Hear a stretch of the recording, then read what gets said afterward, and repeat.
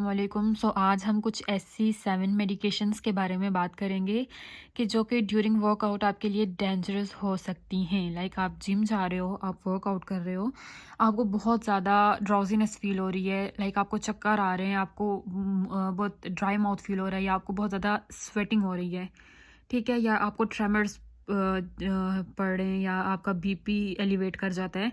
तो आपको पता होना चाहिए कि ये किस वजह से हो रहा है। लाइक आप क्या कुछ ऐसी मेडिकेशंस ले रहे हो जिस वजह से आपको ये सारे हो रहे हैं, या अगर इस मेडिकेशंस के बगैर आपको हो रहे हैं तो फिर आपके लिए अलार्मिंग साइन है।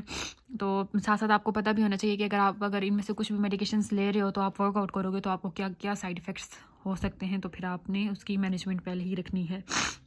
तो स्टार्ट करते हैं। सबसे पहले हमारे पास एक मेडिकेशन आ जाती है जिसको हम जो है ज़ोलॉफ्ट, ठीक है, ज़ोलॉफ्ट हमारे पास एक मेडिकेशन है। ये सेलेक्टिव सीरोटोनिन रीअपटेक इनहिबिटर की एक है, या आप ज़ोलॉफ्ट एक टाइप है, या ज़ोलॉफ्ट लोगे या इसके अलावा कोई और अगर आप सेलेक्टिव सीरोटोनिन रीअपटेक इनहिबिटर ले रहे हो, ये लेते हैं ज़्यादातर लोग जो डिप्रेस होते हैं।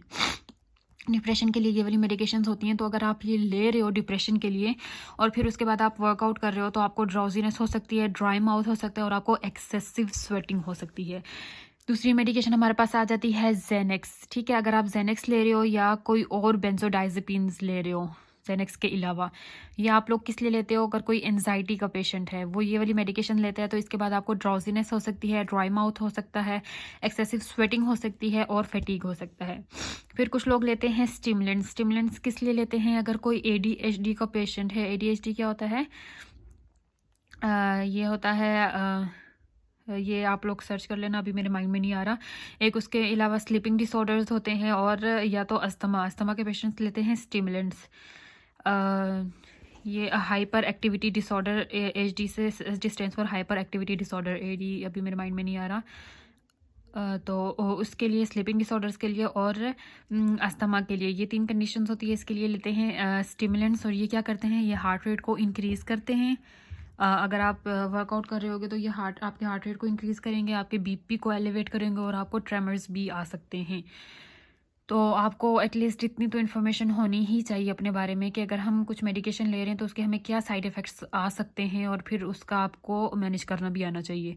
फिर अगर आप कोई स्लीपिंग पिल्स ले रहे हो, अक्सर लोग लेते हैं स्लीपिंग पिल्स तो क्योंकि उनको नींद नहीं आती, उसके लिए लेते हैं स्लीपिंग पिल्स। और इसके क्या साइड इफ़ेक्ट्स हो सकते हैं, ये आपको रिस्क फॉर बीइंग अनकोऑर्डिनेटेड, आपकी कोऑर्डिनेशन में मसला कर सकते हैं और आपको ड्राउजीनेस की फीलिंग आ सकती है।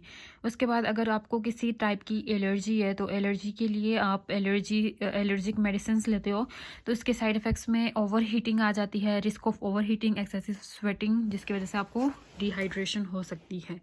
फिर हमारे पास सूडाफेड आ जाता है, या सूडाफेड या कोई और डीकंजेस्टेंट्स आप लेते हो तो ये हम लोग कॉमन कोल्ड की वजह से के लिए लेते हैं। ये आपके हार्ट रेट को इंक्रीज़ कर सकती है और आपके बीपी को भी इंक्रीज़ कर सकती है।